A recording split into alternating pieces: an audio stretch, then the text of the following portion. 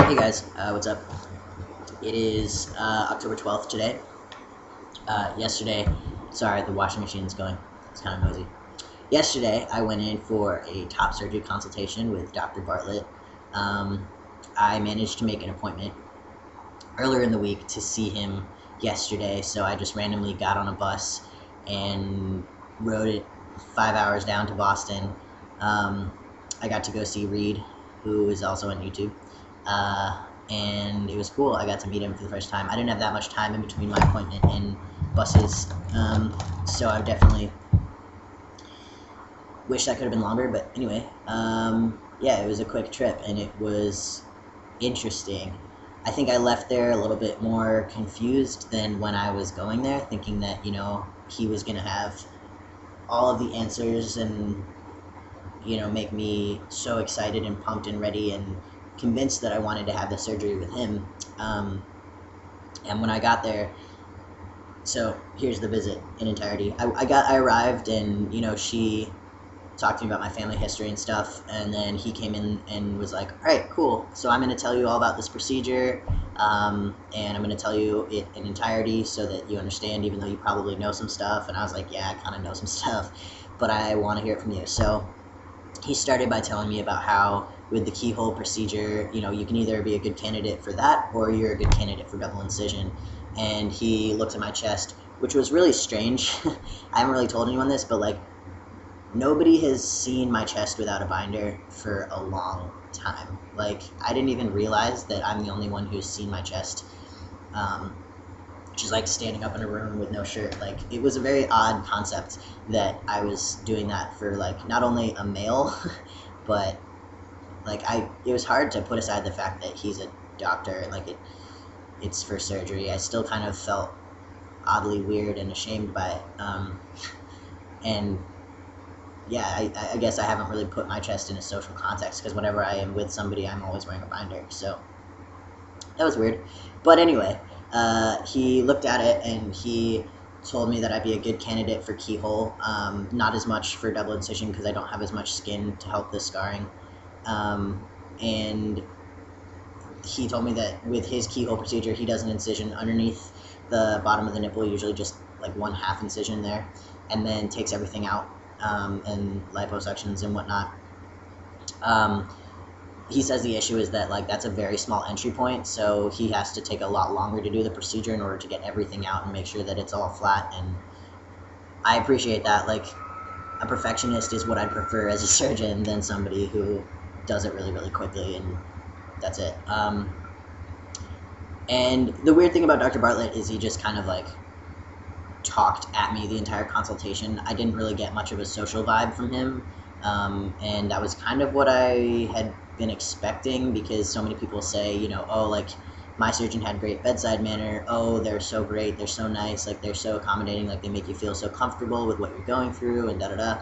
And, this is a huge step for me. I not only went to this surgery consultation alone, which I really didn't want to do. I'd love to have, like, my parents there, because we've gone through a lot together, and, like, I just couldn't. And, some people offered to come with me, but I don't know. I felt like either it was, like, me and my parents or just me, And so I went, and I had a little list of questions, and, yeah, I just wish that he'd kind of made it more exciting. Like, you're getting your top surgery, this is awesome.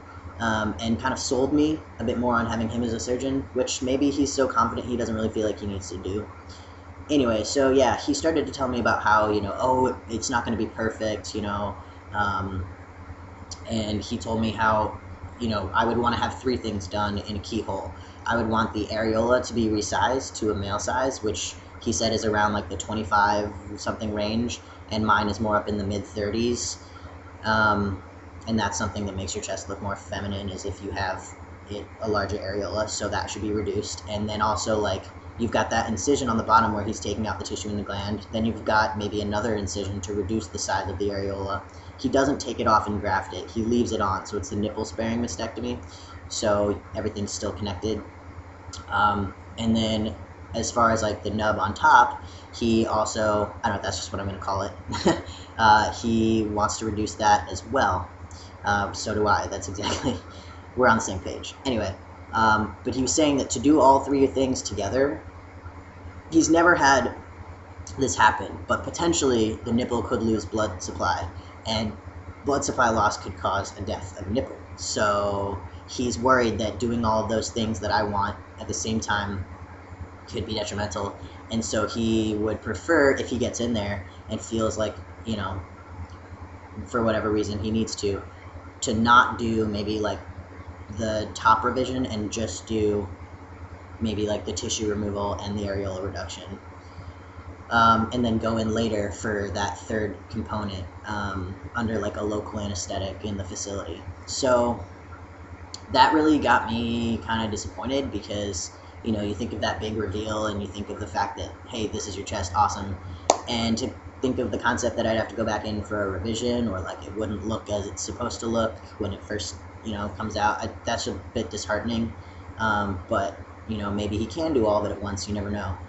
So yeah, and then he kept saying, yeah, it's not gonna be perfect, it's not gonna be perfect, and I was just like, why can't, you know, he was giving me this, like, obviously he doesn't want me to get my expectations up and then have them be, you know, not as great when I see it, but this is my top surgery, I'm really excited about it, so I kind of wish that he hadn't been so honest.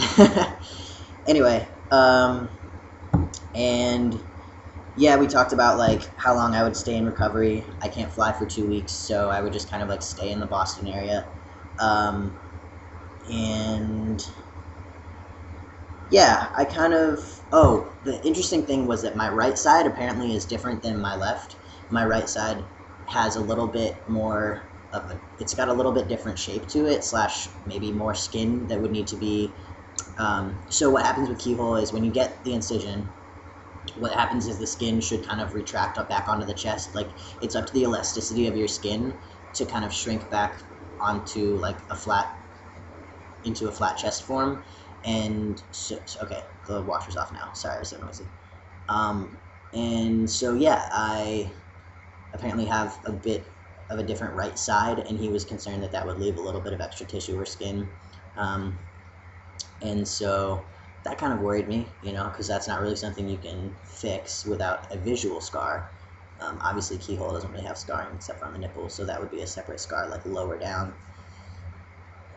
So he was a bit, you know, concerned, and he voiced that after looking at my chest. And so yeah, I'm not really completely sold on the keyhole procedure. I think it just made me feel a bit more confused, because there are some more risks involved. You know, you are really risking, and it's up to your own body of how it heals in order to have a great chest. So it's up to whether or not my skin decides to like heal properly, and it's all up to whether or not the blood supply stays working during surgery to my nipple and all that kind of stuff.